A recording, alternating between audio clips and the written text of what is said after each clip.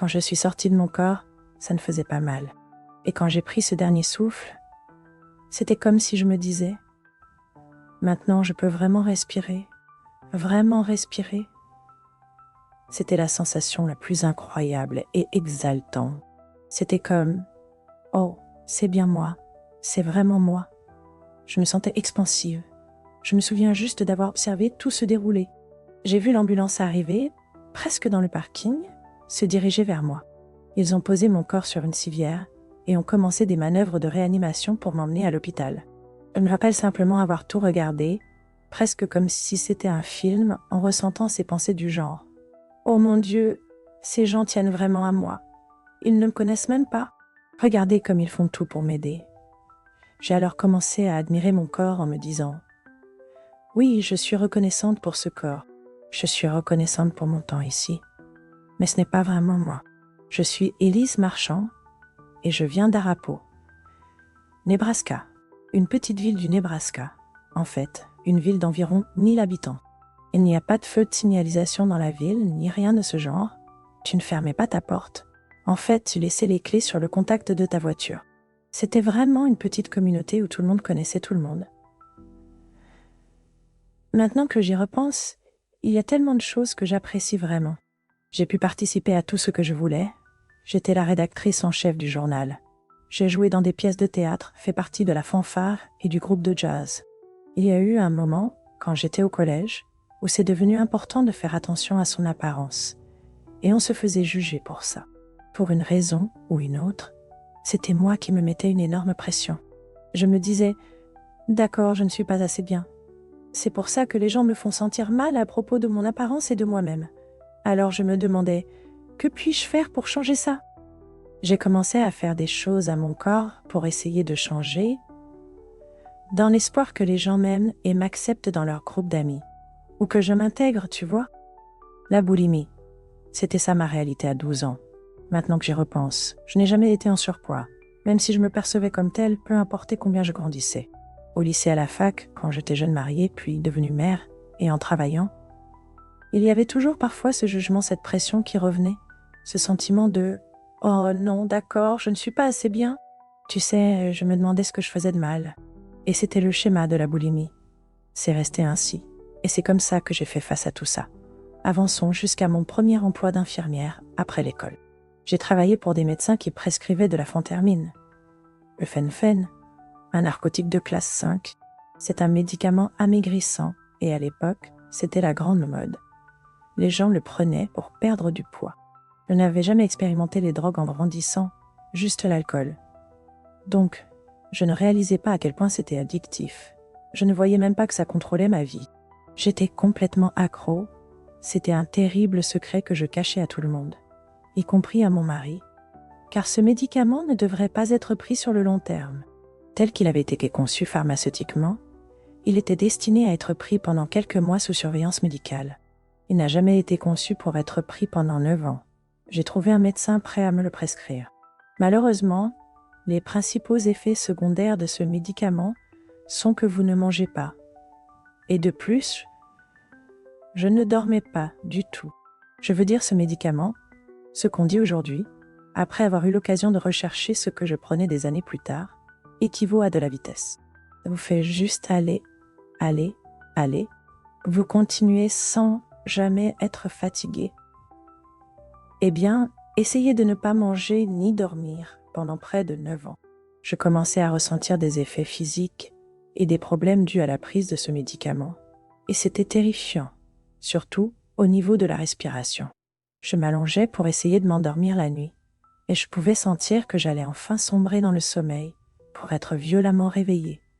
Sortir du lit en sautant et tenter de reprendre mon souffle. C'était comme si mes poumons ne savaient plus quoi faire, et j'avais l'impression qu'ils commençaient à se fermer. C'était terrifiant. Encore et encore, je revivais ce scénario. Je faisais des choses très maniaques, comme être dans notre jardin à minuit, avec un projecteur, en train de creuser une tranchée pour créer une fontaine artisanale dans notre jardin. Eh bien, si vous êtes paysagiste, je suppose que ça peut se comprendre, mais à 1h du matin, minuit, ce n'est pas un comportement normal. Il y avait tellement de comportements que j'ai commencé à avoir à cause du manque de nourriture et de sommeil, Je veux dire, c'est vraiment très maniaque. Mon mari était tellement inquiet et il ne comprenait pas ce qui se passait. Comme je l'ai dit, je niais tout. Je ne le laissais pas entrer. J'étais embarrassée. J'avais tellement honte. Un jour, mon mari m'a fait asseoir. Il en avait presque assez. La nuit précédente avait été particulièrement terrible, où je pensais vraiment que j'allais mourir. Je n'arrivais pas à reprendre mon souffle et j'avais du mal même à marcher. D'habitude, sauter de haut en bas permettrait au moins de relancer les choses. Cette fois, ça n'a pas vraiment aidé. C'était donc une nuit difficile et je suis restée presque toute la nuit éveillée. En fait, je ne suis même pas sûre d'avoir réussi à aller me coucher cette nuit-là. Le lendemain, il m'a fait asseoir. Il était épuisé. Il a dit « Tu sais quoi ? On ne peut pas continuer comme ça, parce que je dois subvenir aux besoins de notre famille. Et les enfants ont besoin de toi. » J'aurais dû dire la vérité. J'aurais simplement dû dire « Je ne vais pas bien. Il faut qu'on appelle une ambulance. Je dois aller à l'hôpital. » C'est ce que j'aurais dû faire.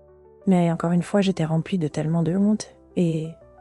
Tu sais, j'ai répondu « Ça va ?» J'ai dit « Il me faut sûrement juste une bonne nuit de sommeil ?» Et il a répondu « D'accord, eh bien, tu as un des enfants au lit. Ton lit t'attend. Tu sais ? Donc, ça ne va pas se passer ici. Je veux dire, nous avions une petite maison, tu sais. » Et il a demandé « Ça va ? Tu peux conduire ?»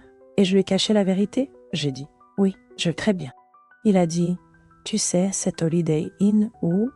quelque chose au bout de la rue, ce n'est même pas à 1 kilomètre de chez nous. » Il a dit « Tu vas y aller. Tu vas t'enregistrer tout de suite et tu m'appelleras quand tu seras dans ta chambre. » Il a dit « Tu vas dormir.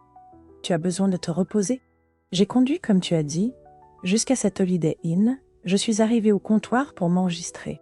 La dame derrière le comptoir m'a dit « Je suis vraiment désolée, ma chérie. Nous n'avons plus de chambre à l'auberge. Nous sommes complets. Il y a une convention. Et tu sais, à l'époque, il n'y avait pas beaucoup d'hôtels. » J'ai commencé à avoir vraiment la tête qui tournait, presque comme si je ne pouvais même plus. C'était comme si elle disait « bla bla bla bla », mais elle essayait d'être utile en expliquant qu'il y avait un autre hôtel à environ 2 kilomètres sur la route. Mais une partie de moi avait l'impression que j'allais m'évanouir. Et quand ça va arriver, je sens déjà que je ne pourrai plus respirer. Mes poumons, j'ai du mal. Mais cette fois, je ne vais pas me réveiller. Je pleure à ce moment-là dans la voiture. Je me dis « Mon Dieu, je ne peux pas faire ça. » J'ai juste dit « S'il te plaît, fais que je puisse arriver à cet hôtel, Dieu, et je me reposerai. » J'ai enfin pris le parking de cet hôtel. J'étais très étourdie en marchant et en m'enregistrant à la réception. Quand la porte s'est refermée, je me suis dit « D'accord, j'aime prendre des bains. C'est très relaxant. Peut-être que je devrais juste prendre un bon bain chaud et me calmer. Et puis peut-être que calmer mes émotions me plongerait dans cet état de sérénité où je pourrais enfin m'allonger et... me reposer. » J'ai commencé à faire couler l'eau pour remplir la baignoire. Tout à coup, j'ai ressenti une peur intense, une impression de fatalité, comme si je savais que si je me mettais dans la baignoire, je m'évanouirais, me noierais, et que personne ne viendrait me chercher. C'était un sentiment si puissant que je n'ai même pas eu le temps de couper l'eau. C'était comme une bombe à retardement, et le temps me manquait. J'ai puisé toute l'énergie possible et j'ai fui la chambre d'hôtel. Je n'avais pas mes clés de voiture, ni ma bague, ni mes papiers d'identité, ni mes chaussures. Je me souviens avoir couru à travers le parking, et j'ai atteint la dernière allée. Une voiture a failli me renverser. L'homme est sorti et a couru vers moi. Il a dit « Ça va ? Ça va ?» Vous savez, j'ai su que c'était ma bouée de sauvetage. Je pleurais, cherchant les mots pour me faire comprendre. L'homme parlait un anglais très hésitant. J'avais du mal à le comprendre, mais je savais qu'il voulait m'aider. Il ouvre la porte passager pour que je puisse monter. Et là, je regarde sur le siège passager et je dois débarrasser un livre pour pouvoir m'asseoir. Et c'est une Bible. Il avait une Bible. C'était pour moi un signe de Dieu que je devais partir avec lui. C'est ce que je ressentais. J'avais cette paix au cœur. Alors, je suis montée. Il a fermé la porte. Il essayait. Il était en larmes parce qu'il avait failli me écraser, vous voyez. Et il ne maîtrisait pas bien l'anglais. J'essayais de lui dire que j'avais besoin d'aller à l'hôpital. J'avais besoin d'aide. J'étais en train de mourir. Alors il monte la colline. Ce n'est même pas 1 mile. Et il entre dans un parking. Il y a un homme très grand, imposant, dans le parking qui nous attend. Ils ont dû me porter hors de la voiture, et dans ce bâtiment qui était une église, il m'avait emmené à son église, et c'était le pasteur qui l'a aidé. Il a dit « Ça va ? Qui es-tu » ? D'accord. Je ne pouvais pas me rappeler de mon nom. Je ne savais pas. Il est devenu très pâle. Il savait que j'allais mourir. Il le savait. Et il a frappé sur son bureau pour attirer mon attention. Il a dit « Crois-tu en Dieu ?» Je me souviens simplement avoir répondu de toutes mes forces « Je crois en Dieu ». Et à ce moment-là, tout mon souffle est parti. C'était si soudain. J'étais comme au plafond. Je ne pouvais plus revenir dans mon corps. Je devais simplement lâcher prise. Lorsque j'ai pris ce dernier souffle, c'était comme si je pouvais vraiment respirer. Vraiment respirer. C'était la sensation la plus incroyable et vivifiante. C'était comme « Oh, c'est moi, c'est vraiment moi ». Et c'était comme si je m'étendais. Je me souviens de tout ce qui se passait devant moi. Je me rappelle avoir vu l'ambulance arriver, presque dans le parking, qui se dirigeait vers moi. Ils ont placé mon corps sur la civière et ont commencé à faire des gestes de sauvetage pour m'emmener à l'hôpital. Je me souviens juste avoir regardé tout cela presque comme si c'était un film, en ayant ces sentiments comme « Oh mon Dieu, ces gens prennent vraiment soin de moi. Ils ne me connaissent même pas. » Regardez comme ils font tout leur possible pour m'aider. J'ai commencé à admirer mon corps et à me dire « Oui, je suis reconnaissant pour ce corps. Je suis reconnaissant pour mon temps ici, mais ce n'est pas vraiment moi. » Je me souviens avoir ressenti une présence angélique à ma droite. Elle m'a enveloppée d'amour et j'ai lâché prise. C'est la meilleure façon de le dire. Dès que j'ai réussi à lâcher prise, c'est à ce moment-là que j'ai commencé à remonter ce tunnel. Là, je voyageais à une vitesse supersonique. C'était exaltant et rempli d'un tel amour qu'il y avait tant de moments dans le tunnel où je pensais « Oh mon Dieu, je ne sais pas si je peux contenir encore plus d'amour. Dans cette sensation, je vais exploser. » Je n'ai pas vu l'ange physiquement avec mes yeux, mais je n'en avais pas besoin. La meilleure façon de le décrire est que les 5 sens humains que nous connaissons ici sur Terre, dans nos corps, sont limités. Lorsque j'étais sous cette forme sans la coquille humaine, ils n'étaient plus restreints. J'étais donc capable de voir non seulement avec ses yeux, n'est-ce pas? C'était bien plus que ça. C'était tellement plus grand. Je pouvais voir et ressentir l'ange. L'ange était d'une beauté incroyable et avait cette connexion avec moi. C'était comme, comment une personne peut-elle recevoir autant d'amour? Nous avons voyagé pendant un bon moment et j'ai senti la présence de l'ange s'éloigner. Cela a été remplacé par cette présence écrasante de Dieu. Dieu était avec moi et tout autour de moi, et il y avait des étoiles partout. J'étais dans la galaxie. C'était la sensation la plus incroyable. En même temps, je me disais, « Waouh, je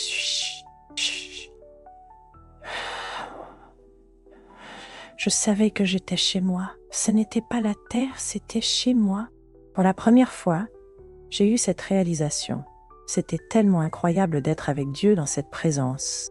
Je me souviens avoir eu une sorte de déferlante de sentiments et de pensées qui inondait mon esprit, presque comme un rouleau de fiches.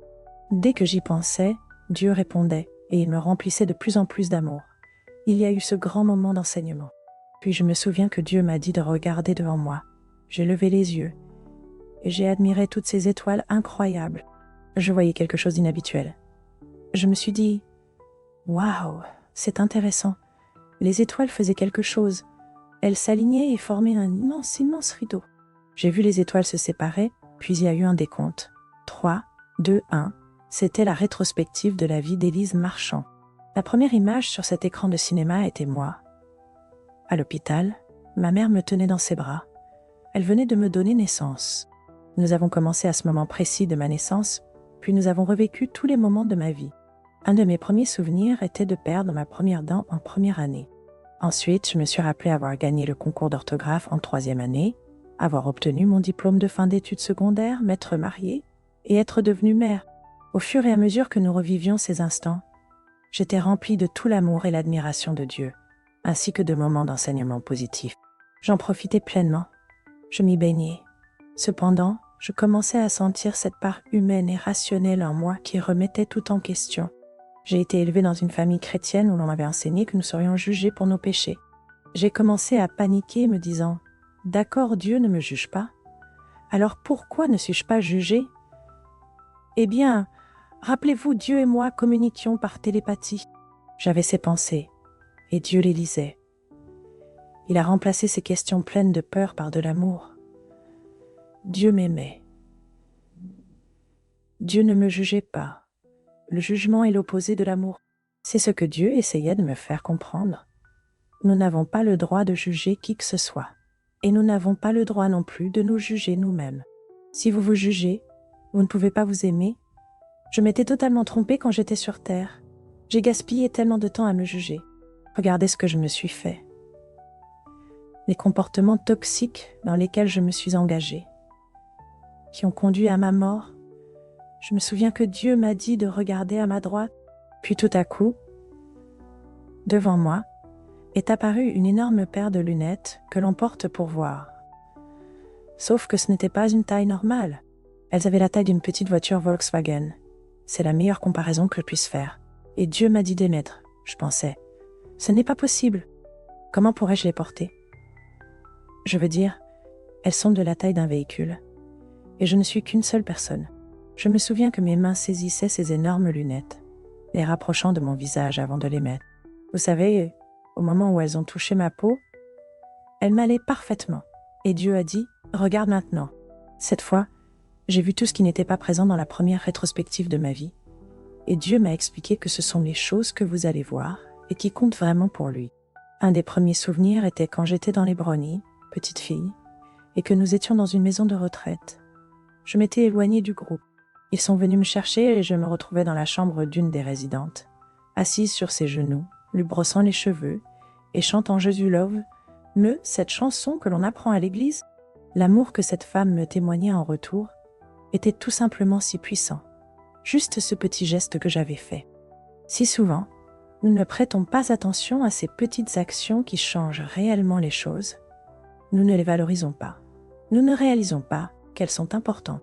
Et ici, Dieu m'enseignait, à travers toute cette leçon, que c'est tout ce qui compte. Mes yeux étaient invités à lever le regard, et je regardais au-delà des étoiles. Devant moi se dressaient des étagères, les plus grandes étagères que vous ayez jamais vues, tellement hautes qu'elles disparaissaient au-delà du point le plus éloigné que je pouvais percevoir. Sur toutes ces étagères étaient posés des cadeaux. Ils étaient tous si différents et incroyables. Puis Dieu a commencé à me dire, « Erika, quand tu es née, je t'ai donné le don de la patience et je t'ai donné le don de la beauté. Je ne pensais pas être jolie. Si je l'étais, disais-je à Dieu, ce n'est pas vrai. Pourquoi ai-je été traitée comme ça? » Il m'a doucement interrompu, m'a corrigé et a répété, « Quand tu es née, je t'ai donné le don de la patience et je t'ai donné le don de la beauté. » À ce moment-là, j'ai compris pour la première fois ce que signifie vraiment le don de la beauté. Ce n'est pas ce qu'on m'avait appris à croire, ni ce que l'humanité pense généralement. Voilà ce que Dieu considère comme beau. La beauté venait de l'intérieur de mon cœur. De mon cœur. Ce fut un tel soulagement pour la première fois non seulement de l'entendre, mais aussi de le ressentir. Que j'étais suffisante. Tout à coup devant moi, la terre est apparue. Elle est immense et suffisamment proche pour que je puisse ressentir toute ma famille et mes amis. Je vois quelque chose qui ne semble pas naturel. Je me souviens m'être dit, « Mon Dieu, qu'est-ce que c'est ?» À peine avais-je pensé, « Oh, qu'est-ce que c'est ?» Et étudier cela que je commençais à mieux me concentrer dessus.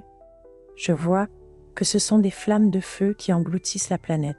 Maintenant, j'ai ce sentiment d'angoisse imminent, une peur presque incontrôlable. Et je suis terrifiée, je dis à Dieu, « Oh mon Dieu, mes enfants sont là-bas. Ma famille, mes amis, tu sais, les animaux? Qu'est-ce que c'est, Dieu, aide-moi » Regarde, il y a des flammes, il y a du feu. Je vois ces éclats d'une consistance presque mercurielle qui jaillissent entre toutes les flammes sur la terre. Je les regarde. Ils montent au-dessus de moi et maintenant ils passent à côté de moi. Je n'avais pas le droit de me retourner à l'époque, mais je savais qu'ils allaient vers le ciel. Il y en avait des centaines, puis des milliers. Dieu m'a expliqué que c'étaient les âmes. Elles s'élevaient et regarde-les. Elles étaient toutes intouchées par ces flammes. Chaque fois qu'elles passaient devant moi, j'éprouvais un flot de soulagement m'envahir. J'étais tellement soulagée qu'elles étaient sauvées. C'est la première fois que j'ai ressenti une tristesse, une immense tristesse venant de Dieu. Je me suis retrouvée à essayer de réconforter Dieu en disant « Non, non, Dieu, regarde, elles vont bien, elles sont en sécurité. C'est bon, elles vont toutes au ciel. Elles vont bien. » Il m'a dit « Regarde. » Alors, j'ai dû regarder à nouveau. Ce que je n'avais pas vu la première fois, je le voyais maintenant. Il y avait ces petites lueurs, les âmes qui ne s'élevaient pas, et il était triste pour elles. Elles étaient abandonnées. Cette tristesse de Dieu était si intense. Ce n'était pas comme perdre un enfant. C'était comme s'il perdait tellement d'enfants en même temps. Voilà à quel point c'était profond, et j'ai dit « Non, non, non, tu peux les aider. Je sais que tu peux les aider. Aide-les. » Et il a dit « Eric, quand tu es né, je t'ai donné, ainsi qu'à chacun de mes enfants, le don de la vie. Mais avec le don de la vie, main dans la main, j'ai donné le libre arbitre. Le libre arbitre, c'est le choix. Chacun a la possibilité de choisir s'il veut cette connexion d'amour avec Dieu. La connexion d'amour est l'énergie. Ce qui est nécessaire à nos âmes quand nous y sommes le carburant, c'est la connexion d'amour. Si nous choisissons la connexion d'amour, le libre arbitre, elles s'élèvent. C'est l'énergie dont elles ont besoin. Toute l'attention de Dieu, son cœur, à ce moment-là souffrait pour ceux qui choisissaient de ne pas avoir cette connexion. Après que la toute dernière âme soit passée au-dessus de moi et que j'ai su qu'elle était en sécurité au paradis, je pensais que c'était enfin mon tour de pouvoir y entrer et de rejoindre tout le monde, toutes les âmes au paradis. Je me souviens d'avoir été super excitée avec cette envie de courir, comme si j'allais me précipiter dans le paradis et, vous savez, rejoindre tout le monde. Mais j'étais figée sur place, presque comme si Dieu m'avait arrêtée. Et il a dit « Oh non, non, mon enfant, tu ne restes pas. » Il a dit « Avant que je te renvoie, je veux que tu prennes tes dons de patience et de beauté. Et maintenant, je veux te donner 2 autres dons. Je vais te donner la connaissance et la sagesse. Et quand tu reviendras, je veux que tu restes silencieux et que tu écoutes les personnes que je mets dans ta vie. Et quand tu parleras, tu utiliseras la patience, la beauté, la connaissance et la sagesse, et tu changeras la vie de millions de personnes. » Je me souviens d'avoir essayé de trouver rapidement un argument pour contester cela devant Dieu. Mais avant que je puisse même argumenter, je me souviens d'avoir eu l'impression d'être poussée dans un tunnel. Ce tunnel était complètement l'opposé de ce par quoi je suis arrivée au paradis. C'était extrêmement lent. Je me souviens avoir entendu quelque chose, mais c'était très faible. Je devais vraiment écouter. Et je me suis dit « Oh mon Dieu, ce sont des voix humaines !» C'était terrifiant, tout était négatif. C'était rempli de colère, de mépris et de haine. Juste les choses les plus horribles que l'on puisse entendre lors d'une conversation. Puis, j'ai ressenti quelque chose au fond de moi. Je pouvais sentir des mains sur moi, me tirant. J'étais suspendue juste au-dessus d'eux, et ils essayaient de me tirer vers le bas parce que j'étais la seule lumière qu'ils pouvaient voir. J'étais terrifiée car, à chaque fois que je sentais leurs doigts, cela drainait ma force vitale. Je n'étais pas chez moi. Dieu n'était pas là. La seule chose que je pouvais faire était de crier à Dieu. J'ai dit « Dieu, aide-moi, s'il te plaît, aide-moi, je t'aime. Je ne veux pas être ici. » Quand j'ai crié vers lui, j'avais rétabli cette connexion d'amour. Dès que j'ai fait cela, j'ai senti toutes ses mains se lever à contre-cœur de moi. Il ne pouvait plus me tirer, et je remontais maintenant assez haut pour qu'il ne puisse pas m'atteindre. J'avais cette connexion avec Dieu tout le temps. C'était le carburant me propulsant de retour sur terre. Finalement, je me suis retrouvée suspendue au-dessus de mon corps dans la salle d'urgence. Je savais ce qui m'attendait, c'était inévitable. Je devais retourner dans ce corps. Je regardais mon corps. Je n'ai même pas eu le temps de réfléchir ou de parler d'autre chose. Je me suis retrouvée directement renvoyée dans mon corps. J'ai repris conscience. J'ai regardé mon mari. Et il était tellement, simplement, tellement reconnaissant. J'ai ressenti son amour et son soulagement. Et je me souviens, oh mon Dieu, je dois lui dire ce qui vient de m'arriver. Tu sais, j'ai été au paradis, mec, d'accord? Eh bien, je n'avais pas de voix, pas une seule. Rien ne sortait de ma bouche. Peu importe combien j'essayais. Et il disait, repose-toi, repose-toi.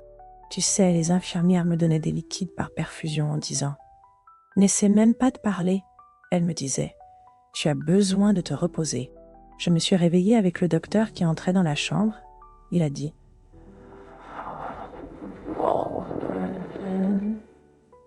Bonjour, Madame Mackenzie. Comment ça va ce matin? Et moi, j'étais juste là. Oh mon Dieu! Oh non, non, docteur. Ne commence pas ton examen médical tout de suite. Non, non. Nous n'avons pas le temps pour ça, parce qu'il allait commencer à écouter mon cœur et tout ça. Et je lui ai dit, non, non, non. Je viens d'aller au paradis. J'ai été avec Dieu. Je dois te dire ce qu'il m'a dit. J'ai regardé le visage du docteur. Toute la couleur a instantanément disparu de son visage et de son corps. Et il est parti aussi vite qu'il a pu. Un peu plus tard, le docteur est revenu avec l'infirmière et mon mari.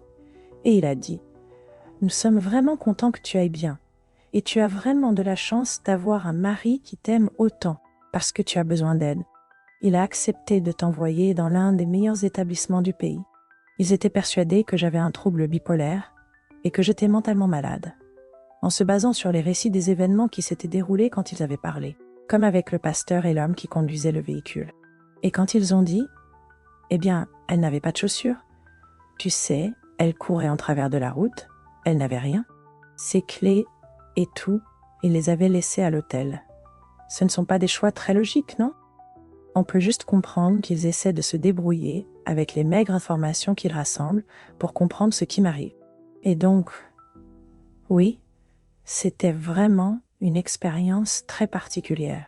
Quand la première personne à qui tu essaies de raconter que tu as eu une expérience de mort imminente et que tu as vécu cette belle expérience avec Dieu, on te traite de folle. J'ai finalement dû aller à la clinique Mayo à Rochester, dans le Minnesota, au service de psychiatrie. J'étais loin de la famille, de mon mari, et il n'était pas autorisé à être là.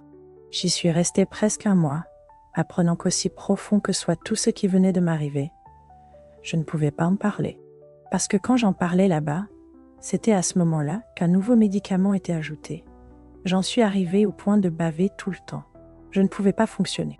Ces médicaments ont certainement leur utilité, mais quand tu les prends, et que ce n'est pas ce dont ton corps a vraiment besoin,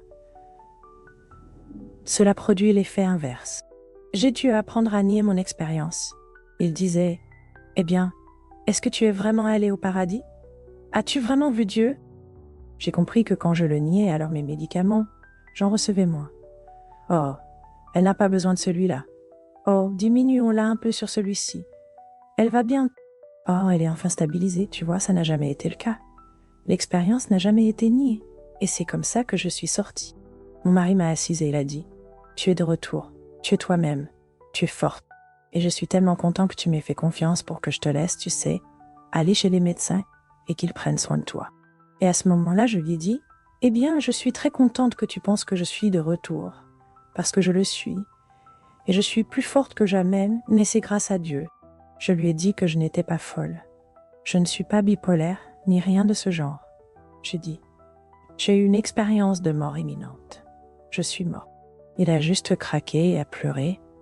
Il se sentait tellement mal de ne pas m'avoir cru, parce qu'il me connaît depuis que j'ai 18 ans, la personne que j'étais avant tout ça. Tu sais, donc il savait que j'étais de retour et je disais la vérité. Je n'ai pas toutes les réponses. Tout ce que je peux te dire, c'est ce que je ressens de ce que j'ai vécu avec cette expérience. Apprendre à laisser mourir l'ego et à accueillir les pensées de Dieu et la manière dont nous sommes censés vivre ici, qui concerne tout l'amour. Tout tourne autour du fait de défendre les autres. Je me suis sentie poussée à faire du nursing en soins palliatifs parce que j'avais peur de mourir avant que cela ne m'arrive. Et maintenant, je pense toujours que j'aimerais que tout le monde ressente cette paix. La plupart des gens qui vivent aujourd'hui ne se sentent pas aimés. Chacun d'entre nous est très important. Ce que nous apportons tous à la table est tellement précieux et nous sommes profondément aimés. La vie, c'est un cadeau. Profitez-en. Trouvez un moyen de la rendre satisfaisante pour vous, afin que vous ayez envie d'être ici pendant que vous y êtes. Mais faites la différence pendant que vous y êtes.